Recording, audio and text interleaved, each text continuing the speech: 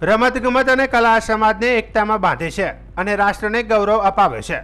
ગુજરાતના સ્વર્ણિમ જયંતિ વર્ષ 2010થી શરૂ કરાયેલા ખેલ મહાકુંભના જંગમાં બનાસકાંઠા જિલ્લાના ધાનેરા તાલુકા કક્ષા કલા મહાકુંભ 2025નું આયોજન 23 ઓગસ્ટે ડીબી પારેખ હાઈસ્કૂલ ખાતે થયું હતું। કાર્યક્રમની શરૂઆતમાં સરસ્વતી માતાની પ્રાર્થના અને દીપ પ્રાગટ્યથી કરવામાં આવી હતી। આંગતુક મહેમાનોનું પુસ્તક અને કુમકુમ તિલકથી સન્માનપૂર્વક સ્વાગત કરવામાં આવ્યું હતું।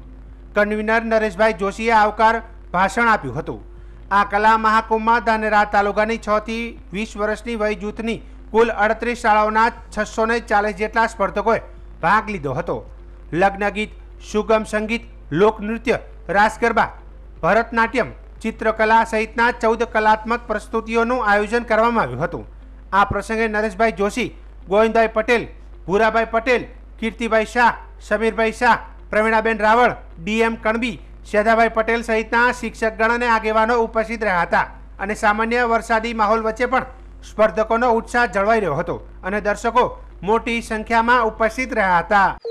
ધાનેરા તાલુકા કલા મહાકુંભ 2025 ડીબી પારેખ હાઈસ્કૂલ ખાતે આજે યોજાયો છે। તેની અંદર 6 થી 14 વર્ષની અંદર કુલ 37 શાળાઓ ભાગ લીધો છે અને 15 થી 20ની અંદર 38 શાળાઓ ભાગ લીધો છે।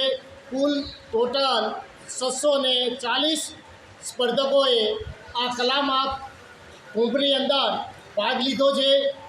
લોકનૃત્ય, રાસ, ગરબા, એકપાત્રીય અભિનય, ભરતનાટ્યમ, નિબંધ, ચિત્રકલા, વક્તૃત્વ સ્પર્ધા વગેરેની સ્પર્ધાઓ કુલ 14 પ્રકારની કૃતિઓ આજે કલા મહાકુંભની અંદર યોજવામાં આવી છે।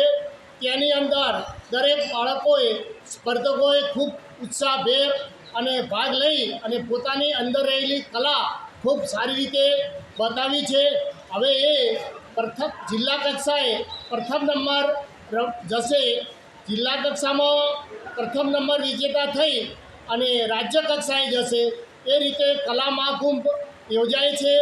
જિલ્લા કક્ષાએ પ્રથમ નંબર આવનાર, દ્વિતીય નંબર આવનાર અને તૃતીય નંબર આવનારને જિલ્લા કક્ષાએ જિલ્લા કચેરી દ્વારા તેમને કલાકારોને રોકડ પુરસ્કાર આપવામાં આવે છે। એ રીતે દરેક શાળાઓએ ખૂબ ધાનેરા તાલુકામાં કલા મહાકુંભની અંદર ઉત્સાહભેર ભાગ લીધો અને ખૂબ સારી રીતે કાર્યક્રમ યોજાયો। હવે જે બાળકની અંદર જે કલા રહેલી છે તે પોતાની પ્રતિભા દેખાડવા માટે બાળકોએ ખૂબ શ્રેષ્ઠ પ્રદર્શન કર્યું। અસ્તુ, જય હિન્દ।